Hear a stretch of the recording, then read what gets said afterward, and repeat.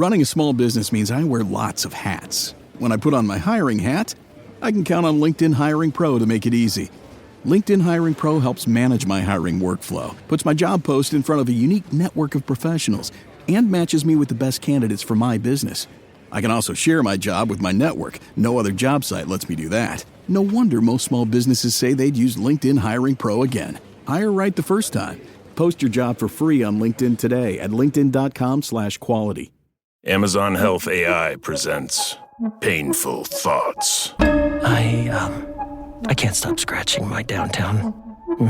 Yeah, but I'm not itching to go downtown and tell a receptionist I'm here to talk about my downtown. Some things you'd rather type than say out loud. There's no question too embarrassing for Amazon Health AI.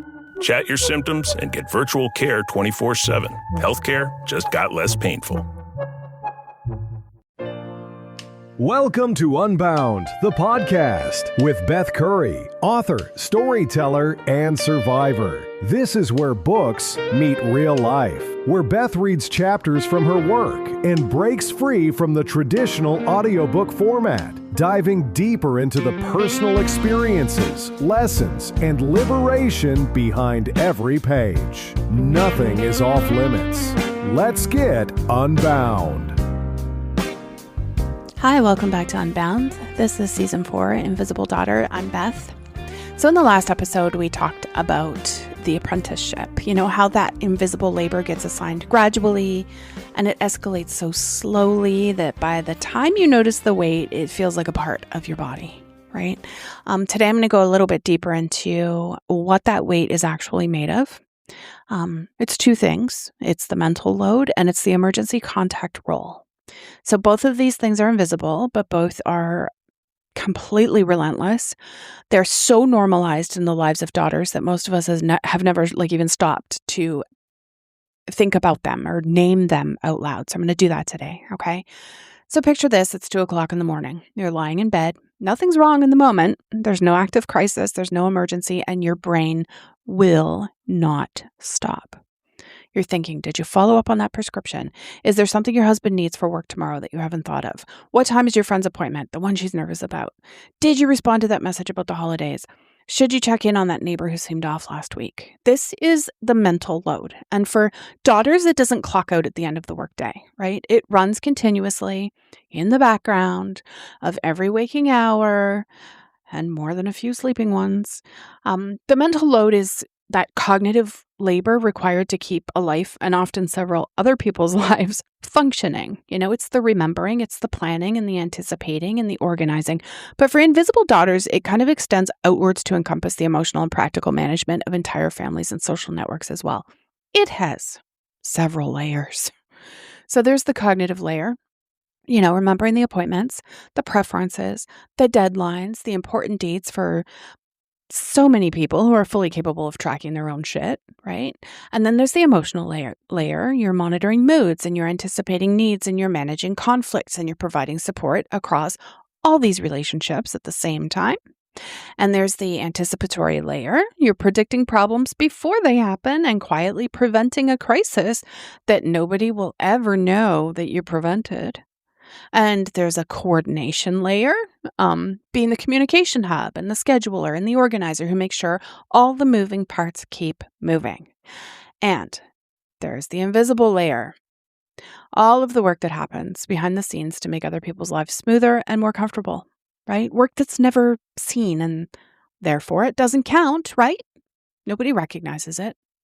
So I'm going to tell you about a woman named Prim. So she's 31, and she says at any given moment, she can give you a detailed status report on probably 17 different people in her life.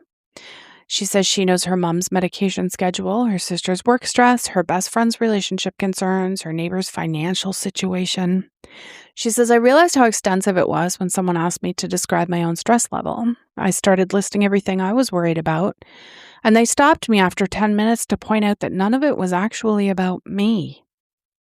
She wasn't carrying her own stress, she was carrying everyone else's. And the part that Prim found hardest to articulate, the mental load isn't just information. It's the anxiety that comes with it, right? She doesn't just remember her mom's appointment. She worries about the results. And she doesn't just track her sister's relationship. She feels responsible for providing wisdom and comfort. And she doesn't just coordinate events. She monitors whether everyone felt included and happy afterwards, right? The mental load isn't just remembering, she told me. It's feeling responsible for the outcome.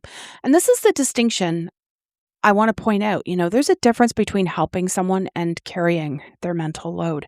Helping looks like responding to a request for support. But carrying the mental load looks like taking ownership of anticipating and remembering and planning and managing aspects of other people's lives. These things that they are completely capable of managing themselves, but you're taking them on. The shift from one to the other happens so gradually that most daughters don't notice it. We start out by offering assistance and end up owning like entire domains of other people's existence. It's crazy. Research consistently shows that daughters are assigned tasks requiring ongoing cognitive labor, while sons tend to receive discrete tasks with pretty clear endpoints. Take out the trash, mow the lawn, done. Daughters make sure everyone has what they need and keep an eye on how things are going and remember to follow up and coordinate everything. There's no endpoint. There is only this ongoing management of a system that everyone else gets to move through without managing, right? I spoke with a neuroscientist who studies cognitive load, and he put it pretty plainly. He said when the brain's executive function is consumed by managing multiple complex systems at the same time, less capacity is available for personal growth, creative thinking, and focused attention on your own life. The mental load doesn't just take time, it takes cognitive real estate that was meant for you. And we have normalized this completely. We call it being organized. We call it being thoughtful. We call it being a good daughter or wife or friend. And we don't call it what it actually is, and that's unpaid, unacknowledged, unsustainable labor. Now, I want to talk about what happens when the mental load collides with a crisis, okay? You become the emergency contact. Not officially. There was no meeting had amongst the families. But at some point, without ceremony or consent, you became the first call when anything goes wrong. You are the automatic solution to every problem. You are the person everyone reaches before they've tried to solve things themselves. So here's how that happens. And I know that you'll be able to identify with this. It starts with reliability. You help with a small crisis and it goes well and everyone's grateful and you feel useful. Now the precedent has been set. Then you become the go-to person. When a similar problem might arise, a family member will call you first because you're the path of least resistance. Then your availability kind of becomes an assumption, right? Your expertise gets exaggerated and your consent becomes an afterthought. And then you simply are the emergency contact. That's it for everything. Medical confusion, financial stress, relationship disasters, logistical nightmares, emotional meltdowns, everything flows through you first. If this role were an actual job, the description would be extraordinary. Position, family emergency contact. Status, unpaid, on call, 24 hours a day, 7 days a week, no vacation, no sick days. Required qualifications, crisis management, medical advocacy, insurance navigation, legal research, therapeutic counseling, conflict mediation, financial planning, logistics coordination, compensation, sporadic gratitude, conditional family approval. No person in their right mind would accept this if it were offered as employment, and yet daughters across every background find themselves in this role through the gradual accumulation of these precedents that nobody planned and nobody named. Now, I'm going to tell you about Gwen. Gwen is 29. She maintains what she privately calls her crisis portfolio. Ongoing management of emergencies for 7 different family members, and at any given moment, she's actively handling multiple situations that others consider urgent enough for her immediate attention. I realized I was running a family crisis management firm, she told me. I have actual files for different people, ongoing situations, medical timelines, legal deadlines, and insurance claims. It's like being a case manager, except nobody pays me and everyone assumes I'm immediately available. Gwen estimates she spends 15 to 20 hours a week on unpaid crisis management. The thing that finally got to me, she said, was realizing that these aren't even my emergencies. These are problems other capable adults can work through themselves, but it's easier to call me.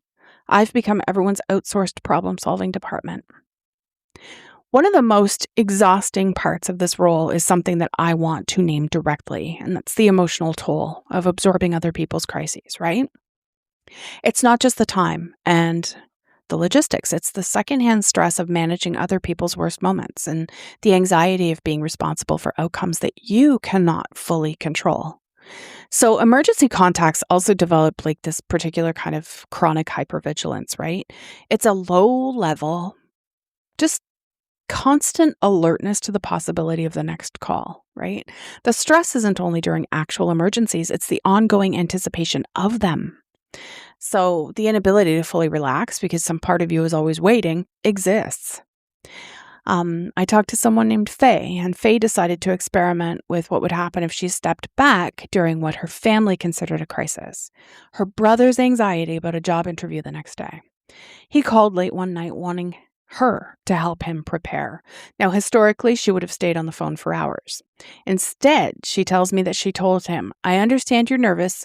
I believe you're prepared, and I'm confident you'll handle it well. I need to rest now. I'm sending you good thoughts." She says he escalated, and when she maintained her position, he got angry, and he accused her of not caring about his future. But the next morning, he went to the interview, and he got the job. Faye says he handled it completely on his own, but he was furious with me for not providing the emotional regulation he had come to expect. And that was the moment I understood that so many of our family emergencies aren't actually emergencies.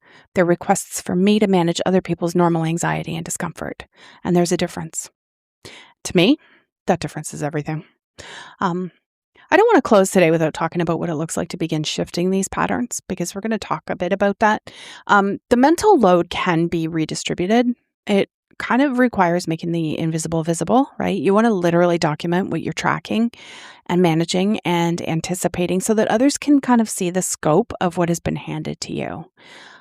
It requires asking others to manage their own information instead of kind of routing it through you, right? It requires tolerating the discomfort of things being handled differently or even imperfectly by somebody else. The emergency contact role can be renegotiated as well. You know, it requires kind of distinguishing between genuine emergencies that need your presence and routine problems that grown-ass capable adults can work through on their own. It probably requires developing clear internal criteria for, what gets your immediate attention and what gets directed elsewhere. Neither one of these things is easy. Both of them require consistency in the face of resistance, for sure, and guilt. But they begin kind of with the same first step. You need to name what's actually happening. You are not just being helpful. You're carrying this enormous and invisible, uncompensated, that's the big one, load. And you're allowed to put some of it down. Okay? Trust me. Next episode, we're going to move into 2 chapters that kind of hit close to home for me, the emotional janitor role and the sandwich generation experience. If you've ever found yourself kind of standing in the middle of a family conflict that you didn't create, trying to make everyone feel better about something that had nothing to do with you, the next episode is the one you want to listen to. Going to leave you with that one question though. If you made a list of everything you're currently tracking and managing on behalf of other people, how long would that list be? I challenge you to write it down this week, not to feel worse, but to see what you've been carrying. I'll see you next time. Thanks for listening to Unbound with Beth Curry. Join the conversation in the Facebook group or visit author.bethcurry.com. Want to support the show? Head to ko-fi.com/unbound podcast. Until next time, stay unbound.